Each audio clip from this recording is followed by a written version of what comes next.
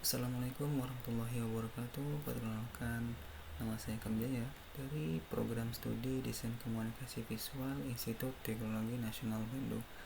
Pada kesempatan kali ini, saya akan memaparkan hasil karya tulis ilmiah saya yang berjudul Analisis Perilaku Negatif di Media Sosial TikTok dan Strategi Bijak Bermedia Sosial bagi Generasi Z. Topik ini saya pilih karena TikTok sudah menjadi bagian besar dari kehidupan generasi muda saat ini. Namun di balik popularitasnya, ternyata ada banyak nih perilaku negatif yang muncul dan hal ini menarik untuk kita pahami bersama.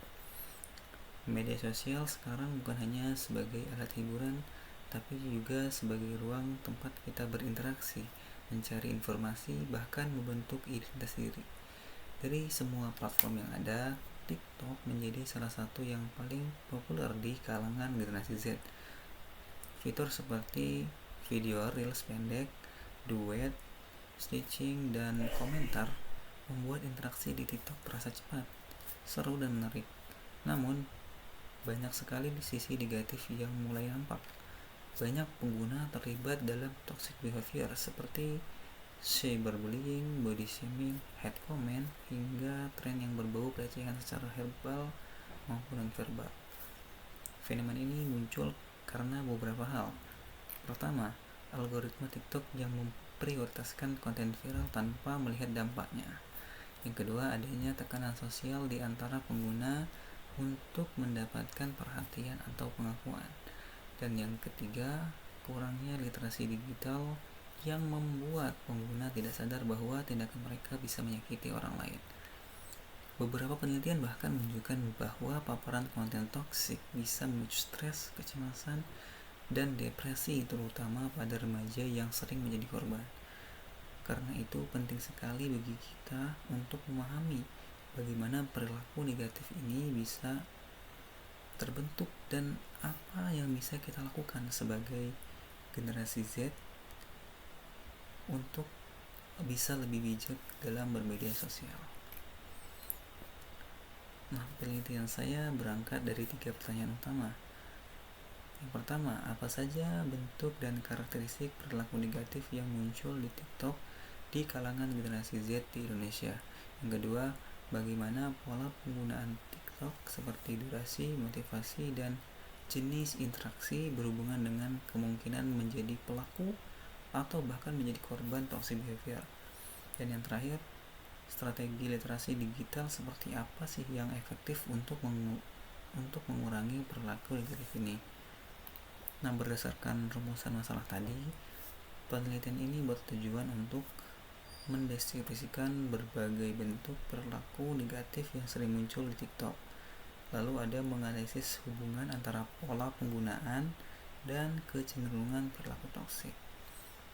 Lalu yang terakhir, melakukan analisis semiotik terhadap konten TikTok untuk memahami bagaimana elemen visual, teks, dan audio bisa mempengaruhi cara berpikir dan bertindak pengguna.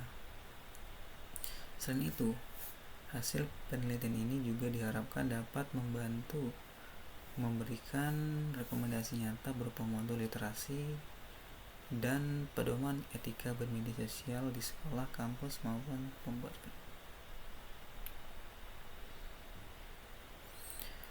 Penelitian ini menggunakan pendekatan campuran atau mixed method.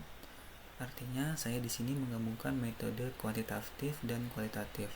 Dari sisi kuantitatif sendiri, saya melakukan survei kepada pengguna TikTok generasi Z untuk mengetahui seberapa sering mereka menggunakan TikTok dan apa motivasinya, lalu sejauh mana mereka pernah mengalami atau menyaksikan perilaku negatif. Sementara di sisi kualitatif, saya melakukan wawancara mendalam untuk menggali pemahaman dan pengalaman mereka yang pernah menjadi pelaku ataupun menjadi korban dari toxic behavior ini. Lalu saya menggunakan analisis semiotik multimodal untuk menafsirkan bagaimana tanda-tanda seperti teks, gestur, musik, dan efek visual di video bisa memperkuat pesan negatif atau positif. Pendekatan ini membantu melihat masalah dari dua sisi, angka dan makna, sehingga hasilnya menjadi lebih utuh dan relevan.